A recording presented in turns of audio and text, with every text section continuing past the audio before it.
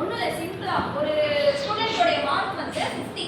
ஓகேவா? அவங்க என்ன பெர்சன்டேஜ் ஆஃப் மார்க் ஸ்கோர் பண்ணியிருக்காங்கன்னு சொல்லி நீங்கள் கால்குலேட் பண்ணணும். மார்க் வந்து 50. ஒரே ஒரு ஸ்டூடெண்டோடைய மார்க் வந்து 50.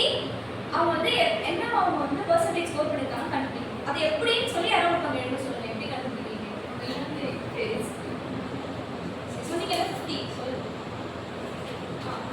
50 மார்க்ஸ் டோட்டல் 100 மார்க்ஸ்.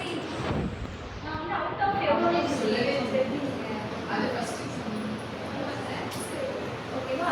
அப்போ நமக்கு என்னென்ன விஷயம் தெரியணும் கண்டுபிடிக்கணும்னா பெர்சன்டேஜ், எவ்வளோ மார்க் எடுத்திருக்காங்க, எவ்வளோக்கு அந்த பெர்சன்டேஜ் எடுத்திருக்காங்க. எப்படின்னா எவ்வளோ டோட்டல் மார்க்ஸ், 100 டோட்டல் மார்க்ஸ்னா அவுட் ஆஃப் 100 அவங்க 50 எடுத்திருக்காங்களா இல்லையா, மல்டிப்ளைட் பை 100 போட்டோம் அப்படின்னா பெர்சன்டேஜ் வந்துடும். பெர்சன்டேஜ்னாலே நம்ம எதால மல்டிப்ளை பண்ணணும், 100 ஆல மல்டிப்ளை பண்ணணும். இப்போ 2% இருக்காங்க. ஓகேவா? ரெண்டு பேருமே வந்து 80 மார்க்ஸ் தான் வந்து எடுத்திருக்காங்க. ரெண்டு பேருமே 80 மார்க்ஸ். ஆனா ஒருத்தவங்க வந்து ஃபர்ஸ்ட் ரேங்க், இன்னொருத்தவங்க என்ன சொல்றாங்கன்னா ஆவரேஜ்னு சொல்றாங்க. Is it possible R not? Possible. யார் சொல்றீங்க பாசிபிள்னு?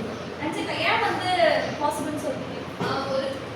ஒரு கிளாஸ்ல வந்து 80% எடுத்திருந்தா ஃபர்ஸ்ட் ரேங்க், இன்னொரு கிளாஸ்ல வந்து அவ 80% எடுத்திருந்தா ஆவரேஜ் சொல்லுவாங்க. ஒரு ஹையரா இருக்கும் ஒரு கிளாஸ்ல, இன்னொரு கிளாஸ்ல வந்து லோயரா இருக்கும். எப்படி என்ன சொல்றீங்க? கம்பேர் பண்ணும்போது நமக்கு தெரியும். கரெக்ட்டா? இதுதான் main criteria norm and criterion reference test. ஓகேவா? கிரைட்டீரியன் ரெஃபரன்ஸ் டெஸ்ட் அப்படிங்கிறது என்னன்னா நார்மலா நீங்க ஒரு லேர்னிங் அப்ஜெக்டிவ்ஸ் செட் பண்ணி வச்சிருப்பீங்க. அதை நீங்க ரீச் பண்ணிட்டீங்களான்னு பார்க்கிறது தான் வந்து criterion reference test. Norm reference test எல்லாமே ஸ்டாண்டர்டைஸ்டு டெஸ்ட். ஏற்கனவே ஸ்டாண்டர்ட் வந்து அவங்க செட் பண்ணிருப்பாங்க. ஒரு குரூப் ஆஃப் பீப்புளோட கம்பேர் பண்ணுவாங்க. அப்படி கம்பேர் பண்றப்போ அவங்களுடைய பொசிஷன் என்ன, ரேங்க் என்ன அப்படிங்கறத சொல்றது தான் norm reference test. So the definition வந்து பார்க்கலாம். காவி definition பண்ணுங்க. Definition of NRT. Borman, it is designed to measure the growth in a student's attainment and to compare this level of attainment with the levels reached by other students in normal group. இதுல வந்து keyword என்னன்னு பாத்தீங்கன்னா compares his level of attainment with the levels reached by other students அப்படிங்கிறது தான் இங்க வந்து keyword. ஓகேவா? Norm reference test definition கேட்டாங்கன்னா இந்த டெஃபினிஷன் வந்து நீங்க யூஸ் பண்ணிக்கோங்க. Next characteristics of norm reference test measures relative performance among students. நான் சொல்லிருக்கேன் நார்மலி நம்ம ஒரு கிளாஸ் பெர்ஃபார்மன்ஸ் இன்னொருத்தவங்க நம்ம கம்பேர் பண்றோம். இல்ல ஒரே கிளாஸ்ல ஒரு ஸ்டூடண்ட் மற்ற ஸ்டூடண்ட்ஸோட கம்பேர் பண்றோம். சோ ரிலேட்டிவ் பெர்ஃபார்மன்ஸ் இங்க டெஸ்ட் பண்றோம். Scores are interpreted using percentiles. Now next question.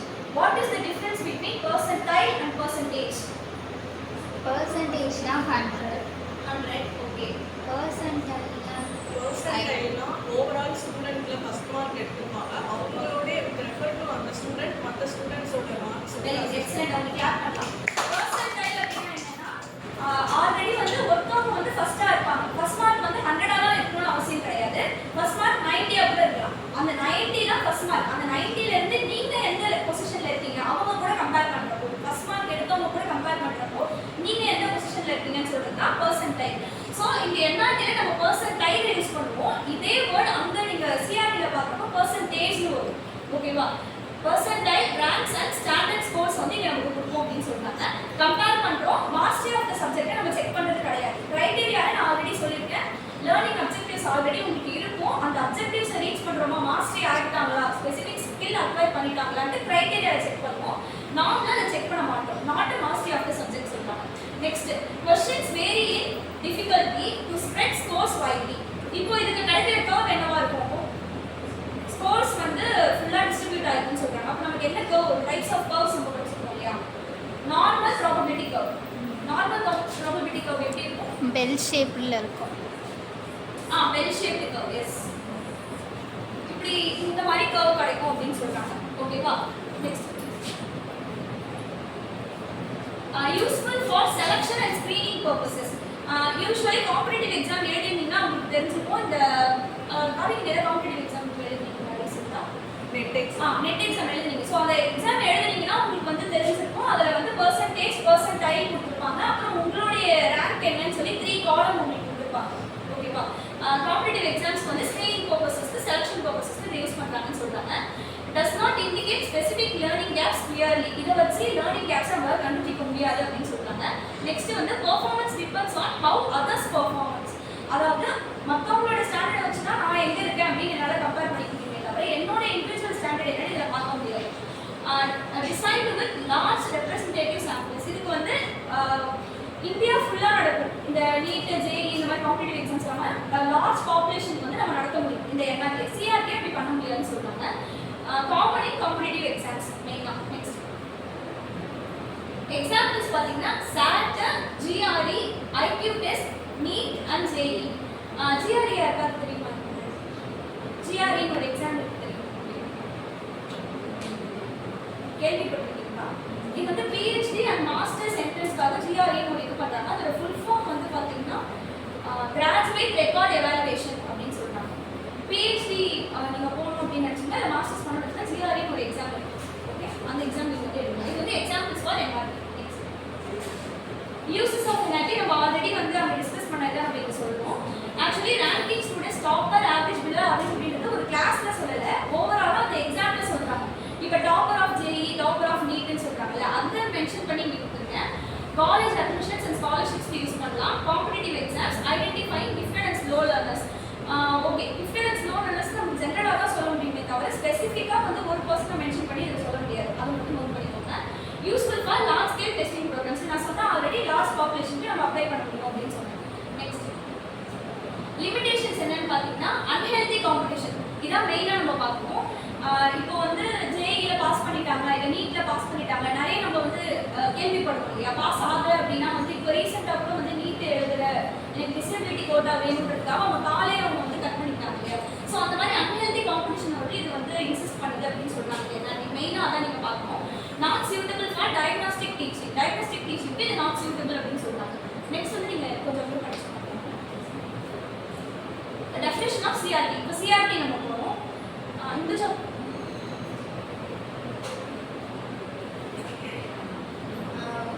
Definition of CRT according to Robert and Gagne. A criterion reference test is one consisting of items key to a set of behavioral objectives. Key to a set of behavioral objectives. Okay, thanks. Behavioral objectives நான் already சொல்லியிருக்கேன். நம்ம வந்து class வந்து start பண்ணுறதுக்கு முன்னாடி learning objectives நம்ம எழுதுவோம் இல்லையா? அந்த லேர்னிங் அப்ஜெக்டிவ்ஸை மீட் பண்ணிருக்கான்னு செக் பண்ணுவோம். மெயினாக வந்து இந்த கிரைட்டீரியன் ரெஃபரன்ஸ் டெஸ்ட் அதுதான் நம்ம யூஸ் பண்ணுறோம். ஸோ இதில் கீவேர்ட் பார்த்தீங்கன்னா key to a set of behavioral objectives. நம்ம யூஸ் பண்ணுற டெஸ்ட் ஐட்டம்ஸ்னா டெஸ்ட் ஐட்டம்ஸ் இங்கே மென்ஷன் பண்ணுறாங்க. டெஸ்ட் ஐட்டம்ஸ் எல்லாமே வந்து அந்த அப்ஜெக்டிவ்ஸ் ரீச் ஆயிருக்கா இல்லையான்னு டெஸ்ட் பண்ண தான் யூஸ் பண்ணுறோம். இதோடைய கேரக்டரிஸ்டிக்ஸ் பார்த்தீங்கன்னா ஆல்ரெடி சொன்ன மாதிரி ஸ்பெசிஃபிக் ஸ்கில் இல்லை கண்டென்ட் வந்து அவங்க ரீச் ஆயிருக்காங்க, அவங்க மாஸ்டரி பண்ணியிருக்காங்களா இல்லையா அப்படின்றத டெஸ்ட் பண்ணுவோம். ப்ரீ டிஃபைன்டு க்ரைட்டீரியா அங்கே இருக்கும். இப்போ கிளாஸ் டெஸ்ட்டே வைக்கிறாங்கன்னா நம்ம எவ்வளோ மார்க் 25 மார்க் வைப்போமா, 50 மார்க் வைப்போமா அப்படின்னு நம்ம வைக்கிறோம் இல்லையா? ஆல்ரெடி அந்த க்ரைட்டீரியாவும் நம்மளே சொல்லிடுவோம். ரிசல்ட்ஸ் வந்து பார்த்தீங்கன்னா பாஸா ஃபெயிலா இல்லை மாஸ்டரி லெவல் நீங்கள் எந்த லெவலில் இருக்கீங்க அப்படின்றத நமக்கு சொல்லுவோம் அப்படின்றாங்க. டஸ் not involve comparison with others. இங்கே வந்து நம்ம கிளாஸ்க்குள்ள தான் பண்ணுறோமே தவிர வெளியில் நம்ம வந்து ஒரு இன்டர் ஸ்கூலோ இல்லை இன்டர் காலேஜோ அந்த மாதிரி நம்ம பண்ணுறது இல்லை. க்ரைட்டீரியன் ரெஃபரன்ஸில் does not involve comparison with others.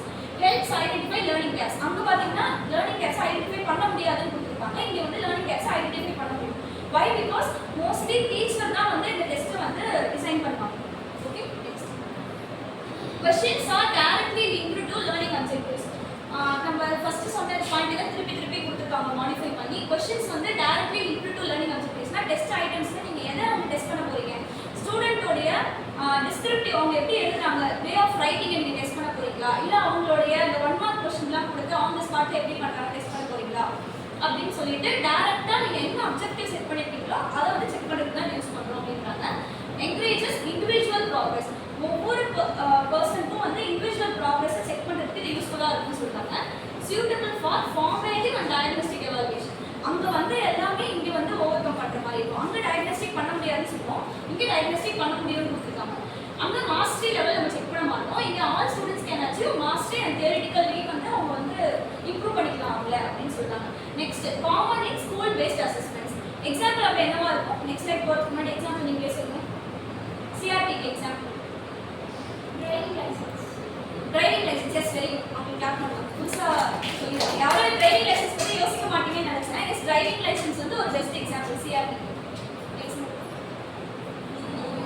Unit test in school நம்ம வைக்கிறது. நெக்ஸ்ட் வந்து டிரைவிங் லைசன்ஸ் டெஸ்ட். நம்ம வந்து என்ன பண்ணுவாங்க, நீங்கள் டிரைவிங் லைசன்ஸ் வாங்குறதுக்கு 8 போட்டு காமிக்க சொல்லுவாங்க இல்லையா? அது இல்லாமல் அதுக்கு முன்னாடி வந்து சிபிடி பேஸ்டு ஒரு 10 கொஸ்டின் இருக்கும். அந்த கொஸ்டின் அட்டன் பண்ணுற மாதிரி இருக்கும்.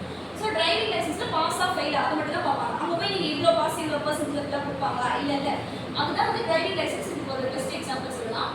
Language proficiency level. இங்கே ஒரு விஷயம் நீங்கள் நோட் பண்ணணும். ஐலெட்ஸ், டாய்ஃபல் இதெல்லாம் நான் மென்ஷன் பண்ணல. ஜஸ்ட் லாங்குவேஜ் ப்ரொஃபிஷியன்சி லெவல் தான் கொடுத்துருக்கேன். நீங்கள் ஐலெட்ஸ், டாய்ஃபல்லாம் எடுத்தீங்கன்னா அதுக்கு க்ரைட்டீரியா இருக்குது. அது வந்து ஸ்டாண்டர்டைஸ் டெஸ்ட்டில் போயிடும். ஸோ அது வந்து நான் ரெஃபரன்ஸில் வரும். இது வந்து லெவல் ஆஃப் ப்ரொஃபிஷியன்சி மட்டும் தான் டெஸ்ட் பண்ணுவோம். ஓகேவா? அப்போ லாங்குவேஜ் ப்ரொஃபிஷியன்சினா இங்கே ஐலெட்ஸ், டாய்ஃபல்லாம் யூஸ் பண்ணக்கூடாது. ஓகே. டீச்சர் மெயில் எக்ஸாம்ஸ் எல்லாமே வந்து சிஆர்டியில் வரும் அப்படின்னு சொல்லுவாங்க. யூசஸ் வந்து பார்த்தீங்கன்னா அகைன் செக்கிங் மாஸ்டரி லெவல். நீங்கள் கேரக்டரிஸ்டிக்ஸில் பார்த்தீங்கன்னா திருப்பி அகைன் யூசஸ் ரிப்பீட் ஆகிற மாதிரி இருக்கும். Skill paste evaluation, remedial teaching கொடுக்கலாம். ஃபர்ஸ்ட் டைம் வந்து அந்த ஸ்டூடெண்ட் வந்து ஒரு இடத்துல லேக் ஆகுறாங்க, லேர்னிங் கேப்ஸ் ஐடென்டிஃபை பண்ணுறோம் இல்லையா? நெக்ஸ்ட் டைம் வந்து ரெமடியல் டீச்சிங் ப்ரிப்பேர் பண்ணுறதுக்கு நமக்கு யூஸ்ஃபுல்லாக இருக்கும். ரெமடியல் டீச்சிங்னா என்ன? அந்த கண்டென்ட்டே வந்து வேறு மாதிரி எப்படி சொல்லி கொடுத்தா உங்களுக்கு புரியுன்ற வழியில் சொல்லி லேர்னிங் கேப்ஸ் ஐடென்டிஃபை பண்ணிவிட்டு எங்கே லேக் ஆகுதோ அந்த இடத்துல டீச்சிங் ஸ்ட்ராட்டஜியோ மெத்தட்ஸோ மாற்றி அவங்களுக்கு தரணும். திருப்பியும் மறுபடியும் அதே மாதிரியே டீச் பண்ணுறது. அதுக்கு திருப்பி நம்ம அதே கண்டென்ட்டை டீச் பண்ணுவோம். வேற ஒரு எக்ஸாம்பிள்ஸ் அந்த மாதிரி. எக்ஸாம்பிள் புரியலன்னா வேறு அதே கண்டிஷனில் ஸ்டூடெண்ட்ஸ்க்கு ஏற்ற மாதிரி அவங்க டீச்சிங் மெத்தட் மெட்டீரியல்ஸும் சேஞ்ச் பண்ணி ஓகே. எக்ஸாம்பிள் புரியல அப்படின்னா வேற ஒரு எக்ஸாம்பிள் சொல்லி ரெமடியல் டீச்சிங் வந்து கொடுக்கணும். அப்போ எப்போ ரெமடியல் டீச்சிங் கொடுக்க முடியும்? லேர்னிங் கேப்ஸ் ஐடென்டிஃபை பண்ண டீச்சிங் கொடுக்க முடியும். Monitor students progress over time. ஏன்னா இந்த ரெக்கார்ட் வந்து டீச்சர் கிட்ட இருக்கும். சிஆர்டியோட ரெக்கார்ட் டீச்சர் கிட்ட இருக்கும். Next limitations. cannot rank students effectively. ஒரு கிளாஸ்க்குள்ள மட்டும் தான் நம்ம பண்ணுவோம். மற்ற ஸ்கூல்ஸ் கூட கம்பேர் பண்ணல. உங்க ஸ்கூல்ல நீங்க ஃபர்ஸ்டாவே இருக்கலாம். ஆனா மற்ற ஸ்கூல்ஸ் கூட கம்பேர் பண்றப்போ உங்க பெர்சன்டைல் வந்து கம்மியாகிறதுக்கு சான்ஸ் இருக்கு. So cannot rank students effectively. Requires clear and well defined objectives. First சொன்ன மாதிரி objectives தான் இதோட மெயின். அது வந்து clear and well defined-ஆ இருக்கும். May not differentiate high achievers well. Okay, இதுக்கு நம்ம என்ன சொல்லலாம் பார்த்தீங்கன்னா இப்போ வந்து அவங்க ஃபர்ஸ்டே வந்துருக்கலாம். ஓகேவா? ஃபர்ஸ்ட் வந்துட்டாங்க. ஆனால் அவங்கள வந்து மற்ற ஸ்டூடெண்ட்ஸ் கிட்ட இருந்து நம்ம பிரித்து காமிக்க முடியாது. ஏன் அப்படின்னா நீங்கள் ஒரே ஒரு க்ரைட்டீரியா தான், லேர்னிங் அப்ஜெக்டிவை ரீச் பண்ணியிருக்கீங்களா இல்லையான்னு மட்டும் தான் பார்க்குறீங்க. ஸோ இந்த மற்ற ஸ்டூடெண்ட்ஸ் கூட கம்பேர் பண்ணி அவங்க வெல் அச்சீவர்ஸ் வந்து பெருசாக நீங்கள் வந்து ஹைலைட் பண்ணி காமிக்க முடியாது அப்படின்னு சொல்லுவாங்க. Designing good criteria can be time consuming and requires high competency of the teacher. டீச்சரோடைய காம்பிடென்சி இங்கே ரொம்ப முக்கியம். அப்படி இருந்தால் தான் வந்து இதை வந்து நம்ம செய்யவே முடியும். சிஆர்டி நம்ம பண்ணவே முடியும். நான் ரெஃபரன்ஸ்டு டெஸ்ட் வந்து நான் வந்து ஸ்டாண்டர்டைஸ்டு டெஸ்ட் கூட சொன்னேன் இல்லையா? ஸ்டாண்டர்டைஸ் டெஸ்ட் வந்து நான் ரெஃபரன்ஸ் டெஸ்ட் சொன்னேன். ஸ்டாண்டர்டைஸ் டெஸ்ட் யார் டிசைன் பண்ணுவாங்க? எக்ஸ்பர்ட்ஸ் சப்ஜெக்ட் மேட்டர் தெரிஞ்சவங்க தான் வந்து அதை வந்து டிசைன் பண்ணுவாங்க. இங்கே வந்து பார்த்தீங்கன்னா கிளாஸ் டீச்சர்ஸ், சப்ஜெக்ட் டீச்சர்ஸ் வந்து டிசைன் பண்ணுவாங்க. இதோடைய டிஃப்ரென்ஸ் கொடுத்துருக்கேன். ஆஸ் யூஷுவல் நம்ம அந்த பார்த்த பாயிண்ட்ஸ் தான் திருப்பி கொடுத்துருக்கேன். One thing I want to tell is நான் reference and title references definition இதில் யூஸ் பண்ணாதீங்க. நான் அவங்க கொடுத்துருக்க டெஃபினிஷன்